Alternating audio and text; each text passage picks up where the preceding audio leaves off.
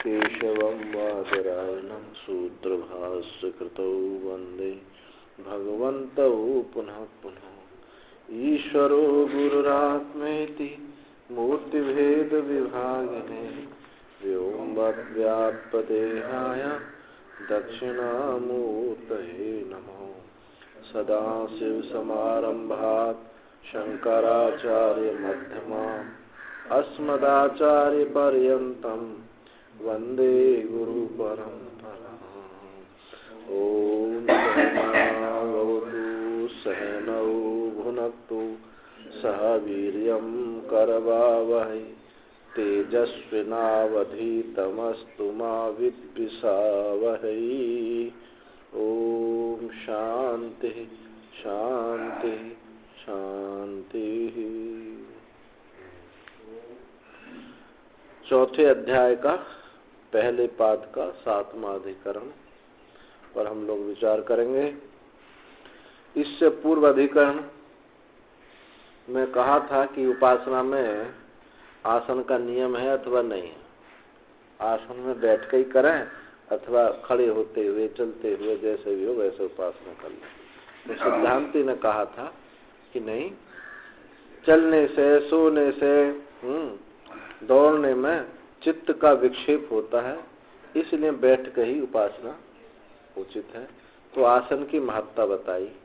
अब उसी से संपेक्षित ठीक है, आसन तो बैठे करो, क्योंकि बहुत सारे वाक्य ऐसे मिलते हैं कि पूर्व को मुख करके बैठो, उत्तर को मुख करके बैठो। तो यहाँ पर संदेह है कि उपासनाओं में दिशा देश काल का नियम है अथवा नहीं है। किस समय बैठ के करें, किस दिशा में मुख करके बैठ के करें, कहाँ करें, ये नियम है अथवा नहीं है। तो पूर्व पक्षी कहता है दिग आदि का नियम वैदिक कर्मों में देखा जाता है। दिग आदि का कर्म जो वैदिक अनुष्ठान है, वैदिक उपासना, उनमें देखा जाता है। अतः वैदिकत्व सामान्य से उपासनाओं में भी दिग आदि का नियम है। वेद में कहा जाए कि पूरब को मुख करके बैठो, आसन मुंह डालो। कुशा भी जो होते हैं, कुशा का जो आसन होता है वो हाँ ऐसा होना चाहिए। हाँ हाँ, और किस देश में बैठे, कहाँ बैठे, ये सब नियम है। तो वेद में तो कहते हैं जैसे वैदिक सामान्य से उपासना में भी दिगादि का नियम है। सिद्धांति कहता है कि देखो, उपासनाओं में सामान्यतः एकाग्रता की अपेक्षा है। वैदिक उपासना कर्म के अनुष्ठान की बात नहीं कहते हैं, पर जहाँ चित्त को एकाग्र करने की बात है, निष्कामता है, तो वहाँ एकाग्र की अपेक्षा होने से दिग आदि का नियम नहीं है। चित्त जैसे एकाग्र हो जाए बस वहाँ, क्योंकि कोई फल के लिए उपासना अनुष्ठान आदि जैसा अनुष्ठान होता है कि फल के लिए किया जाए, तो मनोनुकूल उक्ति से देश विशेष का कथन केवल दृष्टार्थ है। तो वो सा नहीं मिला वो पूरे कल भीनी हुए। अरे 16 में वो नहीं मिला, पर जितना बहुत ना वो तो ठीक है, पर वो भी तब बहुत महंगा आता ना।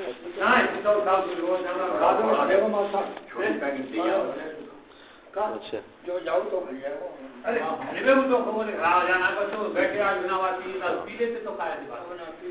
चलो, तो भी कहा कि सामान्य रूप से उपासना में चित्त की एकाग्रता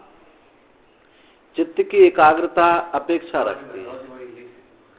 चित्त की एकाग्रता अपेक्षा होती है, तो उसमें दिशा दिग आदि का नियम जो है नहीं है। हाँ, वैदिक अनुष्ठान आदि में नियम उसका है, लेकिन उपासना में चित्त की एकाग्रता मुख्यता होती है। उपासना से चित्त एकाग्र होता है, विक्षेप की निवृत्ति होती है। लेकिन जो वैदिक अनुष्ठान है वहाँ फल की मुख्यता है, इसलिए वहाँ दिशा देश काल आदि का नियम लागू वहाँ हो जाता है। तो यत्र एकाग्रता तत्र विशेषात् सूत्र है, यत्र एकाग्रता तत्र अविशेषात्। यत्र यस्मिन् देशे काले वा एकाग्रता चित्तस्य एक विषय प्रवाह तस्मिन् देशे उपासित कुतः अविशेषात् दिग आदि देश विशेषस्य श्रवण अभावा। कहा कि जिस देश काल में, जिस देश में अथवा काल में चित्त का एकाग्र हो जाए, उसी देश में, उसी में उपासना करे, चाहे पूरब को मुख करे, उत्तर को मुख करे, दक्षिण को करे, जैसा भी हो, बस चित्त एकाग्र होना चाहिए। क्योंकि अविशेषात, हेतु दिया अविशेषात, दिगादि देश विशेष का कोई श्रवण नहीं है उपासना में। कर्म में तो श्रवण है कि ये अनुष्ठान करो, इधर को मुख करो, लेकिन जो ध्यान करने के लिए कोई ऐसा श्रुति वाक्य नहीं मिलता कि पूरब को ध्यान करे, पश्चिम को ध्यान करे। तो ये बात बताई। अब इसमें भाष्य देखें, दिग देश कालेषु संशय, दिशा और देश काल में संशय है। किमस्ति कस्य नियमो नास्ति वा, क्या इनमें नियम है अथवा नहीं है कि पूरब को बैठ करके ही ध्यान करें, पश्चिम को ना करें, तो इसमें कोई नियम है अथवा नहीं है, ऐसा संशय होता है। तो प्रायेण वैदिकेषु आरंभेषु दिगादि नियम दर्शनात् स्यात्। इहापि कस्य नियमेति यस्य मति स्तम प्रत्याह दिग देश कालेषु अर्थ लक्षण एवं नियम। बताया कि प्राय वैदिक उपासनाओं में, वैदिक आरक कर्मों में दिशा और देश आदि का नियम देखा जाता है, होगा।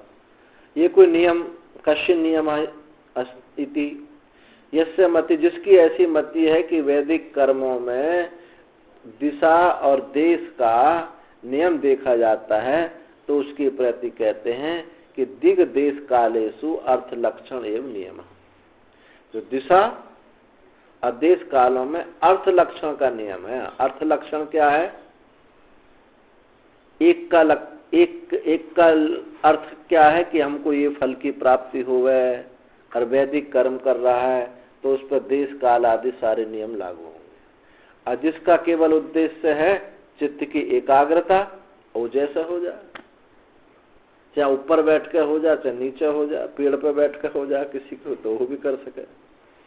तो ऐसा देखने को मिलता है।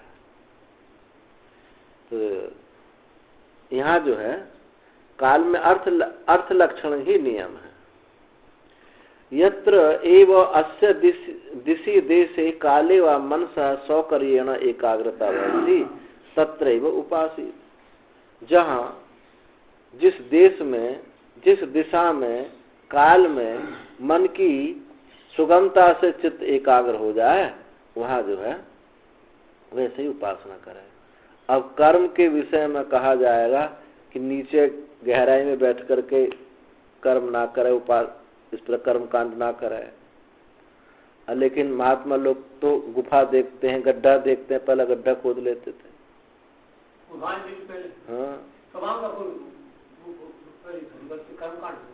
हाँ वो तो कह रहा हूँ, कर्म कांड के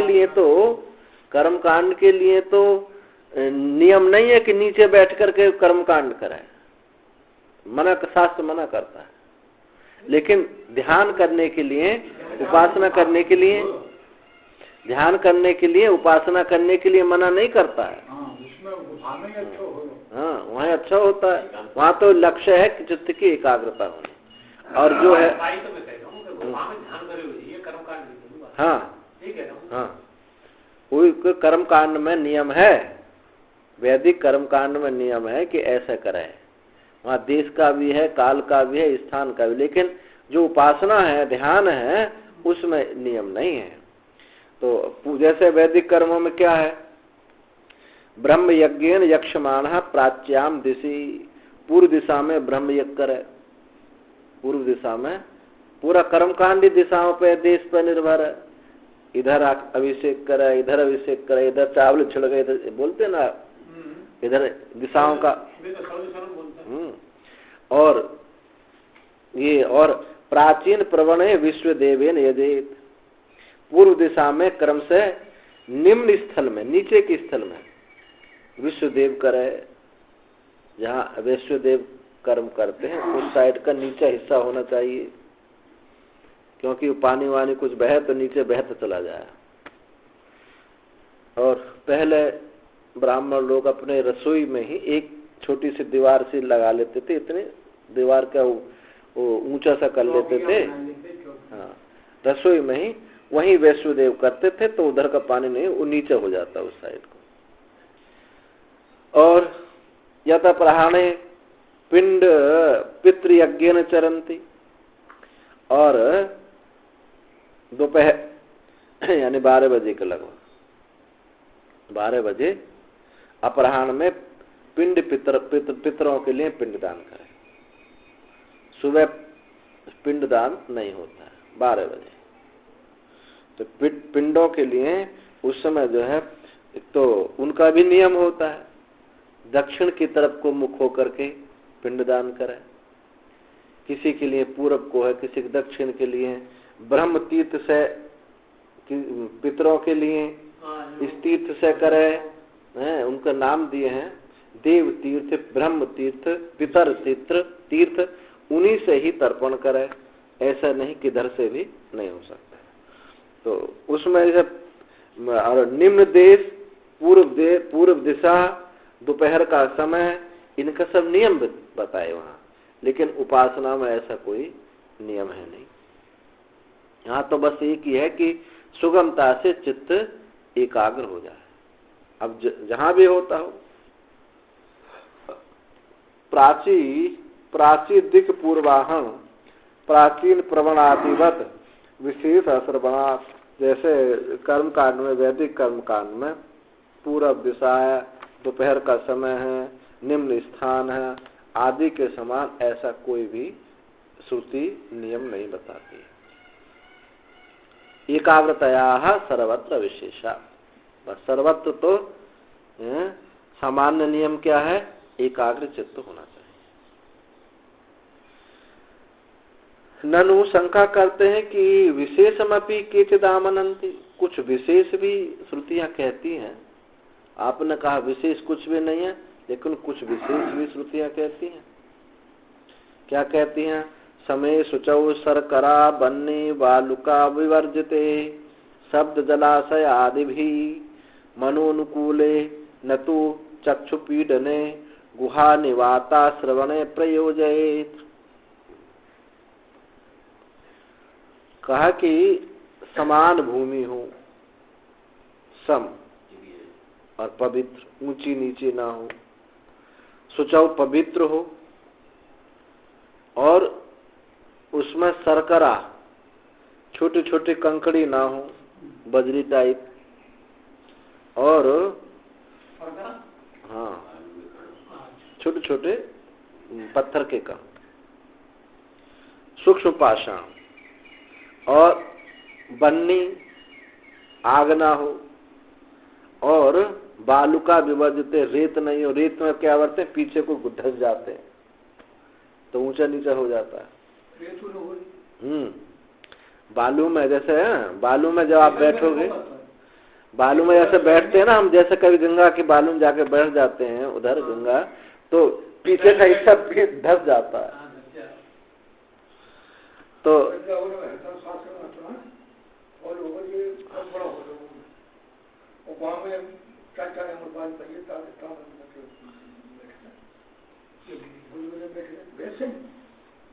अब यहाँ तो ध्यान करने की बात आ रही है। अब ऐसे तो बैठ जाओ, कहीं बैठ जाओ। और शब्द जलाशय आदि भी, शब्द और जलाशय आदि से रहित हो। शब्द अब दोनों अर्थ लगा सकते हैं इसको, दोनों अर्थ, जहां सब शोरगुल ना हो और जलाशय ना हो। ऐसा भी अर्थ कर सकते हैं कहीं शब्द जलाशय एक, दोनों को एक लेकर के। अब कहीं कहीं जैसे गंगा जी, हम एक जगह रहते थे उत्तराखंड में, तो वहां एक ऐसा पत्थर था, भयंकर आवाज होती थी। हाँ, बद्रीनाथ से ऊपर माना गांव में सरस्वती नदी इतने घोर आवाज करती है, इतना हाँ,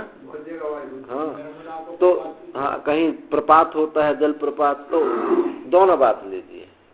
जल प्रपात आदि भी इस प्रकार से ना हो, और ऐसा अर्थ करें कि शब्द भी ना हो और कहीं जलाशय भी ना हो, जल के पास भी उचित नहीं है, थोड़ा सा दूर होना चाहिए, क्योंकि जहाँ कोई ना कोई आएगा, जीव जंतु भी आएगा, कोई ना कोई ऐसे भी आएगा, पानी पीने आएंगे, फिर थोड़ी बात करेंगे, आपको भी करेंगे, आप भी करेंगे, फिर जो है ध्यान क्या होगा। तो इसलिए कहा था हाट घाट और बाट, हाट घाट बाट,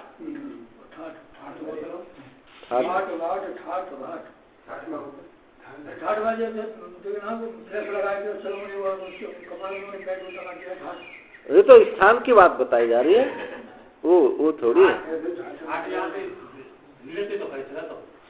ना, यहाँ उसका ठाट का प्रसंग नहीं लगता ना, ज्यादा भी मान लो पर ठाट का यहाँ प्रसंग नहीं लग रहा यहाँ, क्योंकि यहाँ तो स्थान के बात बता रहे हैं कि हाट बाजार ना हो, घाट ना हो और बाट ना हो, रास्ता नहीं हो। अब ठाट तो क्या होगा, ऐसा आराम है, ऐसा आराम की बात जो है वो तो उसका होता ना, ऐसा आराम अलग होगा, स्थान की क्या हो गया वो। अच्छा, एक श्लोक हमको पहले याद था, याद नहीं आ रहा आजकल, एक वो है एक श्लोक उसमें कि अति रम्य स्थान में भी नहीं बैठना चाहिए, अति रम्य स्थान में भी, अति रमणीय स्थान में भी, सुंदर स्थान में भी ध्यान को चुनाव नहीं करना चाहिए। अब तो पहले तो हमको लगा कि ऐसा कैसा कहा, फिर बाद में हमको विचार आया कि देखो अति रमणीय स्थान में होता है, हाँ, ऐसे इनसे कुछ नहीं, देखो जिससे तुम्हारा चित्त जो है विक्षेप को प्राप्त नहीं हो। अब ऐसा तो कुछ ना कुछ, एक तो एकांत तो अपने स्वरूप में ही है, नितांत तो एकांत तो अपने स्वरूप में ही है, पर कुछ थोड़ा बहुत कुछ देखा जाता है। तो यहाँ तो शंका यही कही थी ना कि आपने कहा कि देश काल नियम का कोई उसमें महत्व तो नहीं है, तो शंका उसने की कि श्रुति तो ऐसा कहती है, श्रुति वाक्य श्वेतास्वर का मंत्र है कि ऐसा वहां बताया है, तो कहा कि उसके साथ में मनोनुकूले न तू चक्षु पीडने। हाँ, मैं ये कह रहा था कि रम्य स्थान को भी निषेध किया गया, अति रमणीय स्थान होता है ना, फिर दृष्टि उसी में जाती रहती है, और कोई रम्य बना लेते हैं, कोई अति रमणीय बना लेते हैं, उनकी दृष्टि फिर क्या रहती है, ये पौधा कहाँ से लाए, ये वहां से लाए, ये हमने वहां भेज दिया, हाँ, बस जो भी आएंगे वो फूल पौधे उनको दिखाएंगे और स्वयं भी उसी में उनकी वृत्ति लगी रहती है। तो वो भी रम्य, इसलिए रम्य स्थान का वो किया, जो प्राकृतिक रम्य है वहां भी चित्त रमण करने जाता है। और तो कहा मनोनुकूल है न तू चक्षु पीडने, अब मन के अनुकूल हो, यानी जिस मन के अनुकूल मतलब जहां विक्षेप ना हो। अब चाहे वो रम्य स्थान में विक्षेप ना है तो भी ठीक है, यदि किसी का रूट पर ध्यान हो रहा है तो भी ठीक है, मनोनुकूल होना चाहिए। गुहा निवात आश्रय प्रयोजयित, और एक बात कही थी, मन गुहा शब्द से निर्वात स्थान, जहां वायु का तेज प्रभाव ना हो, हाँ, और एकांत प्रदेश में बैठकर चित्त को परमात्मा में युक्त करे। तो ये कहता है कि ऐसी आपने सामान विशेष का निषेध किया, ये तो विशेष ही बात बता रहा कि गुहा में ध्यान करे, और जो है जहाँ शब्द ना हो वहां ध्यान करे, और जहाँ जलाशय हो ना हो वहां ध्यान करे, बालू कंकड़ पत्थर ना हो, ऐसी जगह ना बैठे। तो सार आपकी बात तो कट गई, ये तो श्रुति वाक्य है। हाँ, तो यथा इति, अब समाधान करते हैं, उच्चते, ठीक है, सत्यम अस्ति, ठीक है, एवं जातीय, इस प्रकार का नियम तो ठीक है, क्योंकि ये नियम जो है दिशा देश काल आदि को लक्षित नहीं कर रहा है, ये तो चित्त की एकाग्रता के लिए नियम बना। सती तु एतस्मिन् तद्गतेषु विशेषेषु अनियमः, किंतु इनके होने पर तदगत विशेष इस प्रकार के विशेषों के होने पर अनियम, वहां कोई नियम नहीं है कि जो इस प्रकार की विशेषता बताई है, ऐसे नियमों के रहने पर भी विशेष में कोई नियम नहीं है। सुहृद भूत्वा आचार्य आचष्टे, ऐसा सुहृद जो है उस सुहृदता को होकर के आचार्य ऐसा कहते हैं, उसके प्रति सुहृद भाव करके कि किसी प्रकार से चित्त इसका एकाग्र हो, तो ऐसा कुछ नियम बताते हैं। और इसके अलावा एक बात और कही, मनोनुकूले च ऐसा श्रुति यत्रैकता तत्रैविति एतदेव दर्शति।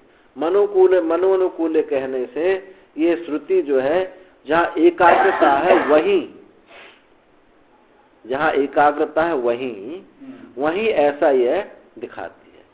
तो ये सब नियम करके भी अब मनोनुकूल कहने से इनका खंडन भी हो जाता है, इनकी पुष्टि भी हो जाती है। लेकिन दिशा देश काल आदि का इससे एकाग्रता से कोई संबंध नहीं। वहां तो धर्म से संबंध है, फल से संबंध है। अब आगे का अधिकरण कहते हैं आप प्रायाणाधिकरण। यहां भी इसमें बताया कि उपासनाओं की आवृत्ति इच्छा के अनुसार करनी चाहिए अथवा मरण पर्यंत करनी चाहिए। जब तक मरे तब तक हम उपासना करते रहें, अथवा इच्छानुसार करें, कुछ एक आध साल कर ली छोड़ दी। तो पूर्व पक्षी कहता है कि उपासना के अर्थ की अभिनिष्पत्ति से ज्ञात होता है कि इच्छानुसार आवृत्ति करनी चाहिए, उसके ऊपर अर्थात मरण पर्यंत नहीं करनी चाहिए। सिद्धांति कहा तदा, सिद्धांत ने कहा सदा तद्भाव भाविता, सदा तद्भाव भाविता, यानी इस प्रमाण से क्या सिद्ध होता है कि जब तक ध्यान करे तदा भाव भाविता, उस भाव से एकाकार हो जाएगा, उसी को वैसे ही जन्म उसको प्राप्त होता है, वैसी गति उसको प्राप्त होती है। सदा तद्भाव भाविता से इस प्रमाण से अंत्य प्रत्यय को लक्षित किया जाता है कि अंतिम क्षण तक ये उपासना करती रहे। यानी भावी जन्म, प्रत्यय से भावी जन्म होता है, आगे का जन्म, तो अंतिम प्रत्यय तक भाव ये उस उपासना से, उपास्य से एकाकार करता है। उसकी उपपत्ति के लिए अवश्य मरण पर्यंत आवृत्ति करनी चाहिए। जब तक, ये भी कहा जाता है, एक श्रुति वाक्य है कि जन्म से लेकर मरण तक, जब से जगे और जब तक नींद ना आ जाए तब तक वेदांत का चिंतन करता रहे। तो इतना सस्ता नहीं है, जब पूरे मनोयोग के साथ पूरे गहराई से लगना पड़ेगा। प्रायाणात मरण पर्यंतम उपासिता, मरण पर्यंत उपासना करे ही यतः, क्योंकि तत्रापि वहां मरण काले भी स यावत कृतु इत्यादिना उपास्य प्रत्यय अनुवर्तनम दृष्टम, कि जब तक ये श्रुति है ऐसा यावत कृतु, जब तक वो यज्ञ करे तब तक उपासना करे, जब तक वो शरीर नहीं छूटता है, तो उपासना प्रत्यय जो है मरण पर्यंत देखा गया है, इसलिए मरण पर्यंत उपासना करें। आवृत्ति सर्व उपासनेषु आदर्तव्य इति स्थितम आद्य अधिकरण। पीछे के अधिकरण में ये निश्चित हुआ कि सब उपासनाओं में आवृत्ति करनी चाहिए, बिना आवृत्ति की उपासना नहीं हो सकती। तत्र यानि तावत् सम्यक दर्शनार्थानि उपासनानि तानि अवघातादिवत् कार्य पर्यवसानानि इति ज्ञातम एव एषाम आवृत्ति परिणामम। वहां जो भी सम्यक दर्शन अर्थानी उपासना, सम्यक दर्शन को प्राप्त करने के लिए उपासना है, तो सम्यक दर्शन के लिए जो उपासना है वो कैसे करें? तानी अवघात आदिवत, जब से धान कूटो तो जब तक चावल ना निकल जाए तब तक कूटते रहो। कोई एक बार मार दिया, 2 बार मूसल मार दिया, उससे तात्पर्य नहीं है। तो अवघात आदि के समान कार्य पर्यवसान, जब तक कार्य का पर्यवसान नहीं हो जाता तब तक करनी चाहिए। ज्ञातम एव ऐसा, ज्ञातम एव ऐसा, ये जो है इन आवृत्ति का परिणाम ऐसा ज्ञात हुआ है कि जब तक वो फल पर्यवसान ना हो जा तब तक करनी चाहिए। नहीं सम्यक दर्शने कार्य निष्पन्ने यतनांतरम किम किंचित छासितुम शक्यम। सम्यक दर्शन कार्य के निष्पन्न होने पर यतनांतर, कोई दूसरा यत्न के लिए किंचित छासितुम, कोई शासन करना शक्य नहीं। कि सम्यक दर्शन कार्य संपन्न यानी साक्षात्कार होने पर किसी भी अन्य यत्न का शासन नहीं किया जा सकता, तब तो ये शासन नियम नहीं हो सकता, तुमको करना चाहिए, क्योंकि फल पर्यवसान हो गया, सम्यक दर्शन हो गया। तो अब कैसे नियम लागू किया जाए कि तुमको ये करना चाहिए, अर्थात उसका अब करने का कोई प्रयोजन रहा नहीं। अनियोज्य ब्रह्मात्मत्व प्रतिपत्ति शास्त्रस्य विषयत्वात्, यानी पुनरभ्युदय फलानि तेषु ऐसा चिंता। जो ब्रह्म क्या है, अनियोज्य है, वहां विधि की गति नहीं है। अनियोज्य ब्रह्मात्मत्व प्रतिपत्ति, ब्रह्मात्मत्व की जो प्राप्ति है वो अनियोज्य है, वहां विधि नहीं है। और शास्त्र सविषयत्व, शास्त्र का भी वहां कोई गति नहीं है। जो फिर अभ्युदय फल वाली उपासना है, जो अभ्युदय फल है, उन पर ही चिंतन किया जाता है। क्या किया जाता है? किम कियंत चित कालम प्रत्यावर्त्य उपरमेत उत यावत जीवम आवर्तेत इति, कि कुछ काल तक प्रत्यय की आवृत्ति करके फिर उपराम हो जाए, छोड़ देवे, अथवा कि जब तक जिए तब तक करे। ये जो है ये संदेह होता है। एक तो ये बात बताए कि फल पर्यंत उपासना करनी चाहिए, और अगर यदि उसको पहले ही, मरण से पहले ही ज्ञान हो जाए, फल प्रयोजन हो जाए, तो भी वह आवृत्ति की कोई अपेक्षा नहीं। किंतु जिनको अभ्युदय फल प्राप्त नहीं हुआ है, उनके लिए चिंतन किया जाता है। जो कृतकृत्य हो गए उनके लिए तो कोई चर्चा है नहीं, पर जो कृतकृत्य नहीं हुए हैं उनके लिए कहा जाता है कि कुछ कब तक करनी चाहिए। तो कहते हैं कि कुछ काल करें फिर छोड़ दें, अथवा पूरे जीवन करें। तो क्या प्राप्त हुआ? पूरे जीवन करनी चाहिए, कुछ काल करनी चाहिए।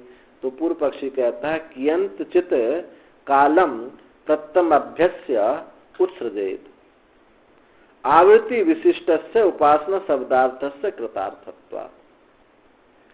कुछ काल अभ्यास करके, प्रत्यय का अभ्यास करके छोड़ दे। आवृत्ति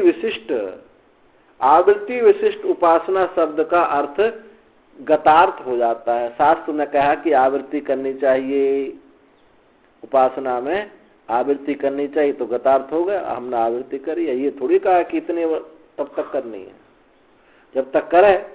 अब हमने 1 साल 2 साल कर लिया आवृत्ति, तो शास्त्र कृतार्थ, शास्त्र अर्थ का कि गतार्थ हो गया, शास्त्र की बात को हमने मान ली। इसलिए क्रिया वो वेग शांत है या तो फिर आप ही नहीं करे हो। हाँ, वो तो फिर वो तो फल पर्यवसान की बात हो गई। तो ये कहते हैं शास्त्र ने ये कहा है कि उपासना की आवृत्ति करनी चाहिए, तो हमने करी 1 साल 2 साल 5 साल कर ली है, तो उससे शास्त्र की जो कृतार्थता है, शास्त्र जो बताया वो हमने आज्ञा मान ली, हम इस बात को गतार्थ हो गई ये बात। ये नहीं कि भैया मरण तक करो, शास्त्र में समय नहीं बताया। हाँ, शास्त्र ने समय नहीं बताया कि आवृत्ति का मतलब तो है ही, जब सब करते ही आवृत्ति का मतलब पर ये भी तो आवृत्ति का मतलब यही है कि भाई 1 साल कर लो 2 साल कर लो, ये भी तो आवृत्ति के मतलब है। आवृत्ति इसी आवृत्ति केवल आवृत्ति है, तो लगे अब वो अब पूर्व पक्ष तो ऐसे ही समझे हुआ है कि भाई आवृत्ति का मतलब आवृत्ति है, ये मतलब नहीं है कि पूरे जीवन लगे रहो। सिद्धांति कहता है एवं प्राप्ते ब्रूमः, ऐसे प्राप्त होने पर हम कहते हैं आ प्रायणात् एव आवर्तेद प्रत्यम, जब तक मरण ना हो जाए तब तक करे। अंत प्रत्यवसात अदृष्ट फल प्राप्त है, क्योंकि अंतिम प्रत्यय के बल से अदृष्ट फल की प्राप्ति होगी। जो अंतिम प्रत्यय बनेगा उस फल की प्राप्ति होगी। कर्माण्यपि ही जन्मांतर उपभोग्य फल आरंभ काणी तद अनुरूपम भावना विज्ञानम प्रयाण काले अक्षिपन्ति। जन्मांतर उपभोग्य है, दूसरे जन्म के उपभोग्य जो फल को, दूसरे जन्म में उपभोग्य जो फल है उन फलों को, उन फलों के जो कर्म है उन कर्मों को आरंभ करके तद अनुरूप, उनके अनुरूप ही भावना विज्ञान करता हुआ मरण पर्यंत ही करने किया जाए।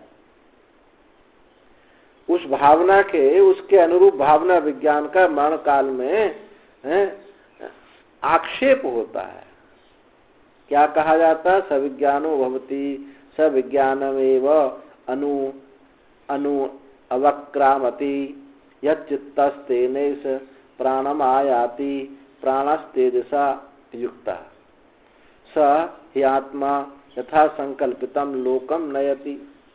ऐसा श्रुति कहती है कि भावना में विज्ञान से ही फल के स्फुरण से युक्त होता है। भावना में विज्ञान से फल के स्फुरण से युक्त होता है। यदि भावना नहीं हुई तो फल प्राप्त नहीं होगा। अब भावना होगी अभ्यास से, अभ्यास करता रहे तो फल की वो भावना स्फुरण हो जाएगी, फल की प्राप्ति हो जाएगी। मतलब अंतकाल में भावना कोई ना कोई तो होगी। हाँ, ऐसा कोई स्मरण तो होगा न, जो जिसका अभ्यास किया वो भावना होगी। हाँ, हाँ, और ये नियम तत्व ज्ञानी पर नहीं लगता है। हाँ, जिसका कर्तृत्व भोक्तृत्व निवृत्त नहीं हुआ तो वो कोई बिना भावना किए रह नहीं सकता। इसलिए एक शास्त्र अनुरूप और मुक्ति के अनुरूप कोई भावना किया जाए तो अच्छी सदगति होगी, क्रम मुक्ति हो जाएगी, आगे भविष्य के लिए आगे जो है कल्याण की निश्चित सुनिश्चित हो जाएगा। और जो मनमानी भावना, वो तो मनमानी भावना तो होगी, कुछ ना कुछ किया गया, रह कर तो रह नहीं सकता। पर जिसका जो अभ्यास किया पूरे जीवन वही भावना प्रबल होती है।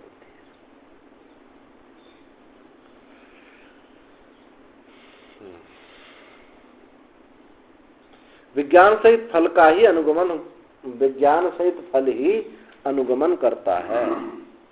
अब मरण काल में जैसा चित्त होता है वैसे ही चित्त से, संकल्प से, इंद्रियों के साथ मुख्य प्राण वृत्ति प्राप्त कराता है। जैसी वृत्ति वासना होगी उसके अनुकूल ही मन जो है, मन पर प्राण पर आरूढ़ होकर के वो मन चला जाता है, वैसा ही शरीर को प्राप्त करता है। मरण काल में इंद्रिय वृत्ति क्षीण होकर मुख्य प्राण वृत्ति से ही रहती है। मरण काल में ये सारी वृत्ति जो है, इंद्रिय आदि सब किस में चली जाती हैं? प्राण में लीन हो जाती है, और प्राण पर ये मन भी आरूढ़ हो जाता है।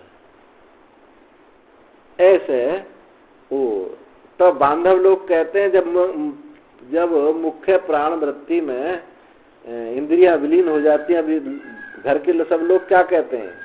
पास में बैठ जाएंगे, अभी सांस ले रहा है, अभी सांस ले रहा है, अभी जी रहा है, अभी सांस ले रहा है, झटके से आ रहे हैं। मन का अच्छा संबंध है महाराज जी। इतना संबंध है कि देखो, प्राण शांत होता है तो मन शांत हो जाता है। आप प्राणायाम करो, मन शांत होता नहीं होता। प्राण का मन का उद्गम स्थल बिल्कुल एक है।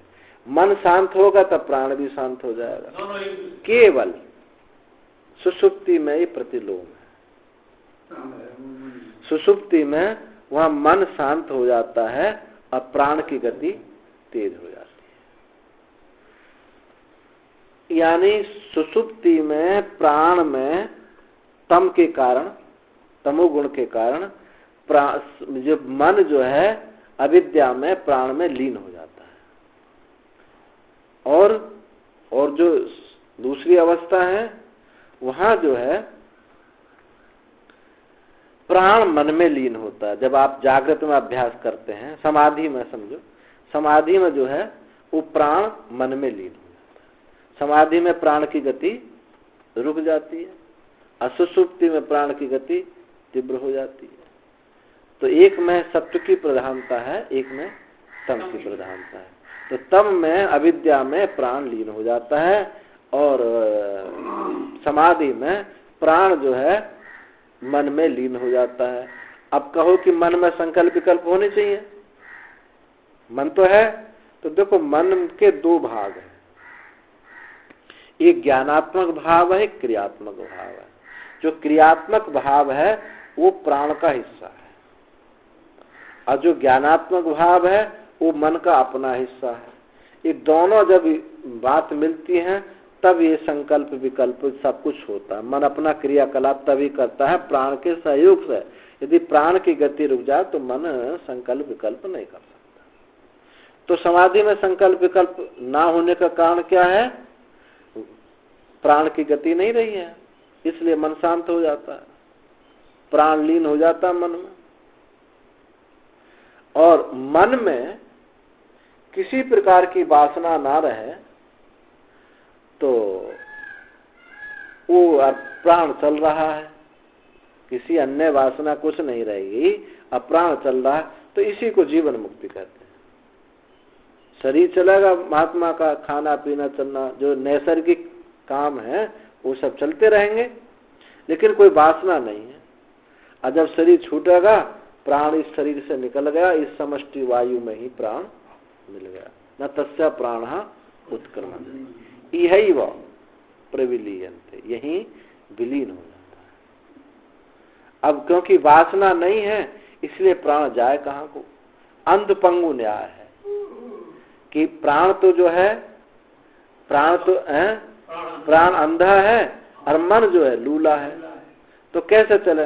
अब जब दोनों एक दूसरे में बैठ जाते हैं, मन कहता है कि नहीं हमको तो ये शरीर चाहिए, ये लोक चाहिए, तो बस प्राण रूपी घोड़े पर बैठ जाता है, चला जाता है। एक मर जाए इनमें, एक मर जाए तो जन्म मरण नहीं होगा। प्राण मर जा निकल गया, कोई घर से कोई आदमी निकल जाए तो मर गया क्या? घर में से कोई निकल जाए प्राण, यही तो समस्या है। प्राण मरता नहीं है, प्राण माने अविद्या, वो मरती नहीं है। अच्छा, जब मरने की नौबत आती है उसकी, अब कहाँ मारा जा सकता है प्राण को? कहाँ मारा जाए? सुसुप्ति में तो मार नहीं सकते, वहां तो बहुत बलवान हो गया है, स्वप्न में भी नहीं मार सकते हैं, जागृत में ही। और वो भी एक ही चीज है उसका, प्राणायाम। प्राणायाम तो होगा नहीं, प्राणायाम मन को प्राण से ही उसको, देखो मरता तो है ही नहीं, न समाधि में मरता न प्राणायाम से मरता, पर और कोई साधन थोड़ी है। प्राण से सुसुप्ति में है ना जो समाधि है, वो भी वहां भी प्राणायाम ही होता है। आप जप करें प्राणायाम होने लगता है, आप जप करें तो इसको सहज सहज कुंभक होने लगता है। एक बाह्य कुंभक, एक अंतः कुंभक। तो यहाँ अंतः बाह्य से एक सहज कुंभक होने लगता है। जब दोनों प्राण अपान की गति समान होने लगती है तो प्राण की गति बहुत धीमी हो जाती है। तो वहां भी प्राणायाम होता, जप में प्राणायाम होता। इसलिए जप में दो चीज है, एक तो भावना है, तद जपस तदर्थ भावना है ना, एक सूत्र योग दर्शन का, तद जपस, जप करो और उसकी भावना करो। अब यहाँ क्या है? जप भी है, भावना भी है और प्राणायाम है। इसलिए जप सारे यज्ञों में इसलिए श्रेष्ठ हो जाता है। यज्ञा नाम जप यज्ञोस्मि, वहां प्राणायाम भी साथ साथ हो रहा है, भावना भी हो रही है और जप भी हो रहा है, आवृत्ति भी हो रही है। जप यानी आवृत्ति भी हो रही है। तो इन सब चीजों से वहां सारे साधन एक साथ हो रहे हैं। तो प्राणायाम वहां होता, प्राणायाम में ही मरता है। और इसके अलावा एक मरने की बात है, मरता नहीं है। उस समय ऐसा मुरझा जाता है कि अब लगता है मरा हुआ है। जैसे बिल्ली देखे कि कबूतर वो अपने आंख नटेल लिया और जब वो बिल्ली चली उड़ के भाग गया। तो ऐसे ही ये प्राणायाम से ऐसा हो जाता है, मुरझा जाता है। और इसलिए मन को, प्राण को नहीं मारा जा सकता। प्राण कब मरेगा? अज्ञान ध्वंस होने पर ही प्राण मरता है। लेकिन मन को मारा जा सकता है। मन को मारा जा सकता है। मन को इसलिए मारा जा सकता है, मन की जो खुराक है वो क्या है? शब्द, स्पर्श, रूप, रस, गंध। इससे जिंदा रहता है मन, इसी को खाकर जिंदा रहता है। बुद्धि सत्य की पक्षपाती होती है। हमेशा बुद्धि सत्य का पक्ष लेगी, आत्मा के सन्निकट है। वो मन है प्राण आदि को तो उनको नहीं स्वीकार करती है। जब ये इनके वशीभूत हो जाती है बुद्धि, तब इनकी बात भले ही मान ले, लेकिन उसके जो प्रथम निर्णय है, बुद्धि शुद्ध है, पवित्र है, तो इनकी बात कभी नहीं मानती है। और मन का वो रसद बंद कर देती है। कहती है कि शब्द झूठा है, स्पर्श झूठा है, मिथ्या है सभी। और मन का स्वभाव ये है कि झूठी चीज को कोई खाता नहीं है। जब खाने को नहीं मिला तो मर गया। शब्द, स्पर्श, रूप, रसगंध का ही उसका भोजन है मन का। और वो बुद्धि के निश्चय से इसको मिथ्या कल्पित जान करके अब उसको खाने के लिए कोई जगह नहीं रह गई। अब जब मन मर गया तो मन का अभाव, मनाभाव माने अधिष्ठान चेतन ब्रह्म से भिन्न होकर के नहीं रहता, एक ही हो जाएगा बस। अब क्या होगी? अब प्राण के लिए जब मन मर गया तो उसका सहयोग देने वाला जो मन था प्राण को, अब वो मर गया तो एक मर गया तो फिर दूसरा मर ही जाएगा। मन मर गया तो फिर प्राण को मरना ही है, क्योंकि जीवित तो मन की वजह से रहता है। अब ये ऐसी युक्ति है, प्राण को प्राणायाम के द्वारा आप कुछ समय के लिए रोक सकते हैं, लेकिन मरता नहीं है, क्योंकि अविद्या है। उपनिषद में एक आख्या है, हाँ, प्राण मरेगा नहीं। मन को मार दोगे तो प्राण मर जाएगा। मन को मारोगे तो मन को मारना सरल है, प्राण को मारा नहीं जा सकता। बिना मन के प्राण नहीं मारा जा सकता। अविद्या माने मन, प्राण, ये मर जाएगी।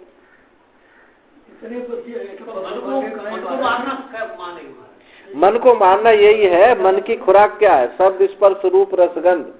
बुद्धि ने मन की शब्द, स्पर्श, रूप, रस को मिथ्या कल्पित सिद्ध कर दिया।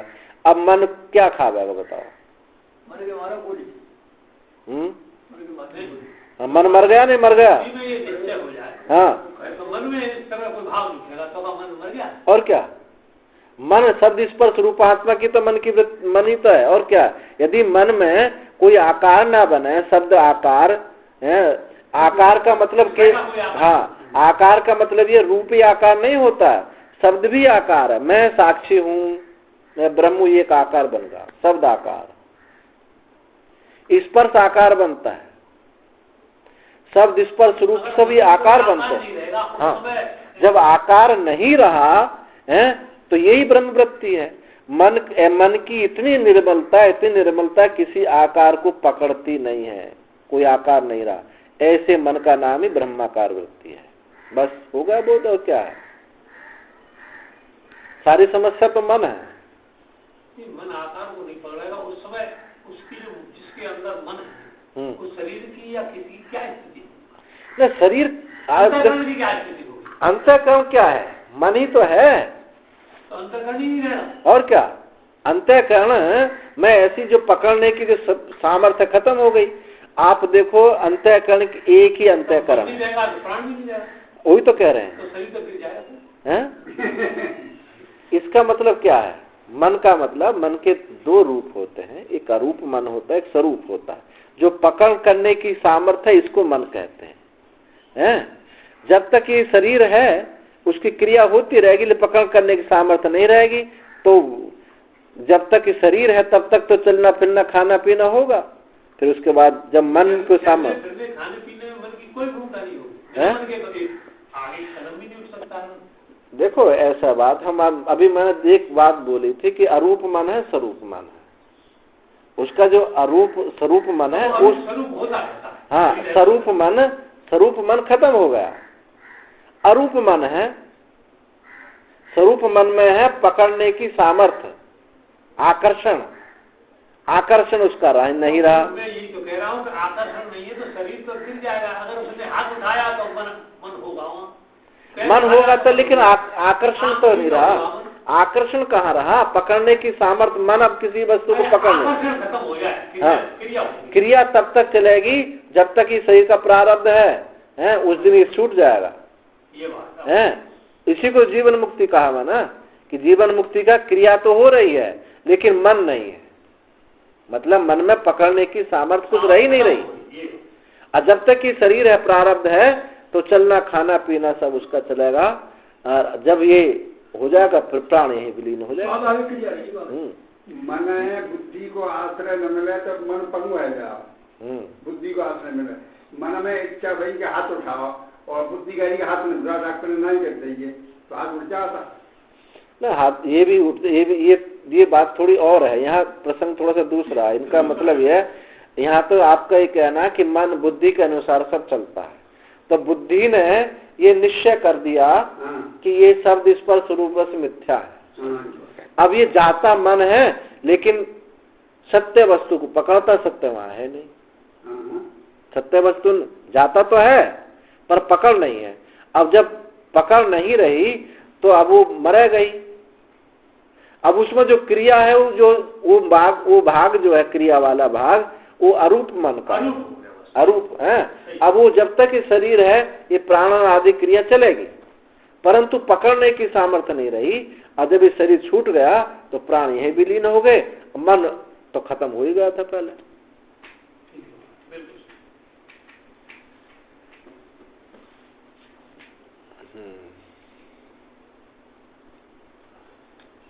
एवं आदि श्रुतिभ्य, इन श्रुतियों से ये बात बताई गई कि जो भी जैसी हम भावना करते हैं वही हमको जन्मांतर का हेतु बनती है।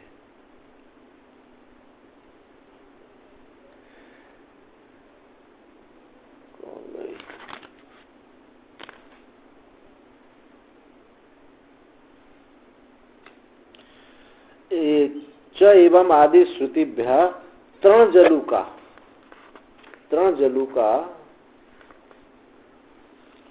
का आदि निर्दर्शनाच। जोक जैसा होती है वो कैसे चलती है? ऐसे चलती है, और पीछे का हिस्सा लगा ले जाएगा फिर पैर रखेगी। यानी वासना से एक पहले हम शरीर बना लेते हैं, अब फिर इस शरीर को छोड़ते हैं। पहले वासना में शरीर हम एक नया शरीर बना लिया, अब तब ये शरीर छूटेगा। जैसा जोक पीछे का हिस्सा को पहले आगे जमा देती है तब आगे का हिस्सा रखती है, ऐसे तृण जलू का निर्देशनात्, ऐसे उस प्रकार से ये शरीर धारण करता है। प्रत्यास्त्वेते महाराज जी कहते गुरु जी कि वासना क्षय, मनोनाश, तत्व प्राप्ति एक साथ। इसमें दो विचार हैं विवरण प्रमेय ग्रंथ में। ये जो विद्यारण्य स्वामी ने कहा कि सामान्य रूप से तो यही बात है कि वासना क्षय, मनोनाश और तत्व ज्ञान तीनों एक साथ होते हैं, पर क्वचित वहां शब्द प्रयोग किया, क्वचित अलग भी होते हैं। तत्व ज्ञान पहले हो जाता है, वासना क्षय मनोनाश बाद में होता है। तो किसका होता है? सामान्य रूप से तो ये साथ ही होते हैं, पर क्वचित वहां शब्द प्रयोग किया, क्वचित ऐसा होता है। तो किसके लिए होता है? जो कृतोपास्ती नहीं है, जिसने मन की एकाग्रता के लिए अभ्यास नहीं किया है। बुद्धि की शुद्धता और एकाग्रता तीक्ष्णता के बल पर उसको तत्व का स्पर्श तो हुआ है, लेकिन वृत्ति ठहरती नहीं है। ऐसे बहुत लोग हैं जिनको स्पष्टता हो गई है, लेकिन वृत्ति की स्थैर्यता नहीं हो रही है। क्यों नहीं हुई है? कि उन्होंने चित्त की एकाग्रता के लिए पूर्व में कोई अभ्यास किया नहीं। इसलिए कृतोपास्ति अकृतोपास्ति दो विभाग किए। जो कृतोपास्ति है उसको तत्वज्ञान, वासनाक्षय, मनोनाश तत्क्षण एक ही साथ हो जाते हैं। जो अकृतोपास्ति है उनके ये एक साथ नहीं होते। तत्व ज्ञान उनको पहले हो गया है। हाँ, क्यों नहीं हो जाए? ये उपासना का हेतु क्या है? उपासना का हेतु है विक्षेप की निवृत्ति। उपासना क्या करती है? उपासना को तत्व ज्ञान थोड़ी कराती है, विक्षेप की निवृत्ति करती है। इसलिए उसको श्रवण में सुगमता हो जाती है। किसी की बुद्धि ऐसी निर्मल है, शुद्ध है और एकाग्र और कुशाग्र है। अब ऐसे बहुत सारे वरिष्ठ वकील मिलेंगे आपको, साइंटिस्ट मिलेंगे, बुद्धि सूक्ष्म है, लेकिन उनकी वासना निवृत्त नहीं होती है, पवित्रता नहीं है, एकाग्रता तो है। तो ऐसे बहुत लोग हैं जो बुद्धि की स्थिति ऐसी है, लेकिन मन जो है उनका अभ्यास, मन की शांति नहीं हुई है। तो उनके लिए ऐसा हो सकता है, उनको अकृतोपास्ति कहते हैं। जो संशय जाके हाँ, अगर ये बनी रहेगी ना, ये नहीं होगा। कृतोपास्ति के संशय चले जाते हैं क्या? उसके भी नहीं जाते। कृतोपास्ति कहाँ संशय? कृतो देखो, संशय की निवृत्ति ज्ञान से होती है, उपासना से नहीं होती। संशय की निवृत्ति ज्ञान से होती है, उपासना से तो विक्षेप की निवृत्ति होती है। कोई फिर अगर कृतोपास्ति है, उसको ज्ञान के लिए क्या आवश्यक रहेगी? आप ज्ञान की जब अगर उपासना से ही उसका हो गया तो ज्ञान की आवश्यकता कहाँ है उसके लिए? उपासना से चित्त विक्षेप की निवृत्ति होती है बस। और चित्त विक्षेप निवृत्त होने पर उस श्रवण में प्रवृत्त हो जाता है। और जो जिनकी बुद्धि ऐसी है कि प्रवण हो गए, उनको स्पष्टता भी हो गई, लेकिन अभ्यास नहीं रहा, तो पूरे जीवन क्या करेंगे? ऐसी जगह बैठेंगे जहां सत्संग होगा, सुनते रहेंगे वहां। अब कहेंगे सुन भाई, अब हम क्या करें जाकर सुनने, वहां हमको सुनने कुछ मिलता ही नहीं। तो और स्पष्टता भी उनको हो गई है, फिर भी एकाग्र चित्त की मन स्थिर नहीं हुआ है। मन स्थिर, दोनों बात होनी, गीता में कहा दोनों ना, मय्ये मन आदत सा मई बुद्धि निवेश है। मन भी मुझे दो, बुद्धि वो, एक नहीं दो तीन जगह ये बात कही है। मन भी मुझे दो, बुद्धि, आपने बुद्धि तो दे दी, मन नहीं दिया। मन नहीं दिया है तो वो क्या है? विक्षेप पैदा करता रहेगा। उसके लिए अभ्यास किया हुआ, जब तक वो जीता तब तक अभ्यास उसको करना पड़ेगा। अच्छा, ये बात जरूर है, विक्षेप उसको हुआ है, स्पष्टता हो गई है, तो मरने के बाद वो जन्म तो उसका नहीं होगा, लेकिन जब तक रहेगा वो जीवन मुक्ति का विलक्षण आनंद उसको प्राप्त नहीं होगा। प्रत्यास्तु एते स्वरूप अनुवृत्ति मुक्त्वा किमन्नत प्रयाण काल अभाव विभावना विज्ञान अपेक्षेरन।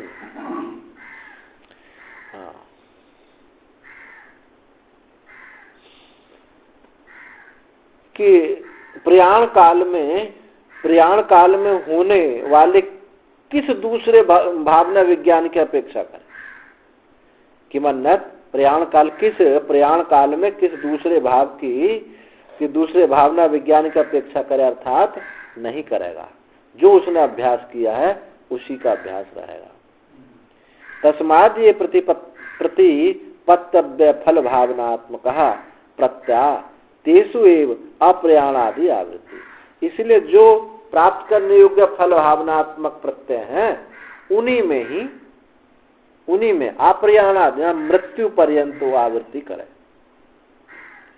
तथा तो श्रुति, ऐसा श्रुति भी कहा है, सयावत कृतु अयमस्मात् लोकाद प्रेति इति प्रयाण काले भी प्रत्यानुवृत्ति दर्शती। श्रुति जो है प्रयाण काल में प्रत्यय की आवृत्ति को दिखाती है कि वह जैसे संकल्प विशेष वाला इस लोक से प्रयाण करता, जिस संकल्प को लेकर के जाता वही लोक जन्म आदि उसको प्राप्त होते हैं। और गीता में भी कहा है, यम यम वापि स्मरण भावम सृजत्यन्ते कलेवरम तम तमेवेति कौन्तेय सदा तद्भाव भावितः। गीता में भी कहा कि हे अर्जुन, यह पुरुष जो है जिस भाव, ये पुरुष मरण के समय में जिस भाव को, देवता विशेष को जो भी भावना है स्मरण करता हुआ अंत में मरने पर जो है उसी को प्राप्त हो जाता है। इस शरीर को छोड़ करके उसी को प्राप्त हो जाता है। सदा तद्भाव भावी, उस भाव से भावित होकर के उसी को प्राप्त करता है।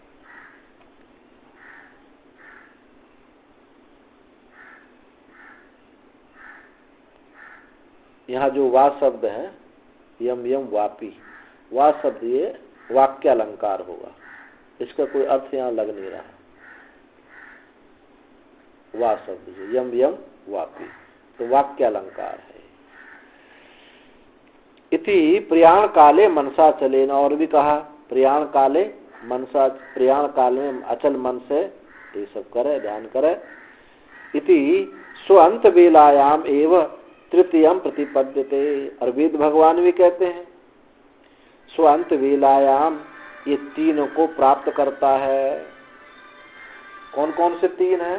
अंत बेला में ये तीनों को प्राप्त करता है।